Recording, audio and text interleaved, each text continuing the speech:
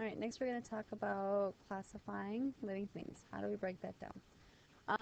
So why we classify things, there's millions and millions of species. We already estimate that there's more species out there that we haven't yet classified or given a name to yet.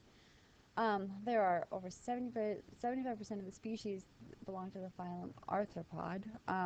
So if you can imagine, you come across a new bug, there has to be a way to figure out what to name it and where to group it and everything, because there's just so many of them.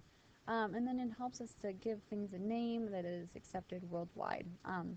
For many, many years, the Chinese had a name for an animal, and then there were different tribal African languages for the same animal, and everyone was calling it a different thing, but it really was the same thing. So this is a accepted scientific way to name things. So a scientific name should be unique, it should be universal, which means it has to be in Latin, and it's stable, meaning once it's fixed, the name can't change. How this all came about, this guy named Carl Linnaeus, he decided that all of these explorers were bringing back different specimens from all over the world, and so he decided that he was going to come up with a way to group everything.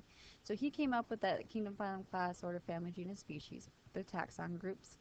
But he also came up with something called binomial nomenclature, which literally means giving two names. So you are always classified by your genus and species name. So we are Homo sapiens. That's our scientific name. Our genus is Homo, and then species sapien, which means intelligent. This distinguishes us from something like Homo habilis, which is our ancestors, which meant toolmaker, basically. So we're a different species than those ancestors, but of the same genus. Okay, we know something is a species because it cannot mate with another species and produce fertile offspring. Okay, so I don't know if there was some magic time machine and a Homo habilis came to modern day, we would not be able to make fertile offspring with them because they are genetically different enough. They're not the same species. Okay, so a genus consists of a group of similar species. It's going to be Mr. Donaldson, would you please call the author?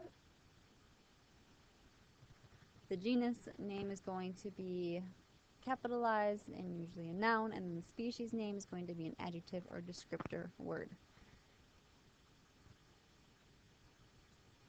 Okay, so just some examples of ways to name. A descriptive would describe how it looks. A geographic maybe as where it may be found.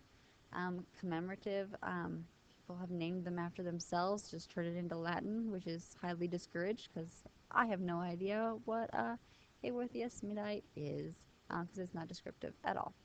Some people, there were a series of slime molds that were discovered, and they named them after George Bush and Donald Rumsfeld. So that was supposed to be funny. So everybody can name things in different ways, but it's the first two are more acceptable ways to name a species. Okay, so how we identify them, now that all these things have been named and classified and stuff, how do we figure out where to put them? Okay, so you come across some random species out in the forest on a hike, and you want to figure out what it is. There's a couple different things. The dichotomous key is like those field guides that you use, maybe a Boy Scout or Girl Scout, where you go out and you have this guide and you're going to try to figure out what tree you're looking at or what kind of birds you're looking at. So it narrows things down. A phylogenetic tree is going to kind of show that relationship. So you might see, here's a phylogenetic tree down here. So you might see, okay, these two species are very closely related because they're in the same genus, and that might make a bigger picture for you. Maybe like here's the primates, and here's the different kinds of primates that there are. Okay, so it's going to kind of map it out. I would not take one of those on a hike with you. You're not going to figure out anything using that. Okay, I'm not going to make you memorize all of the classifications of different organisms, but I do think it's important that you know your own. So you will have to memorize the human classification. So we're in the domain Eukarya, animal kingdom.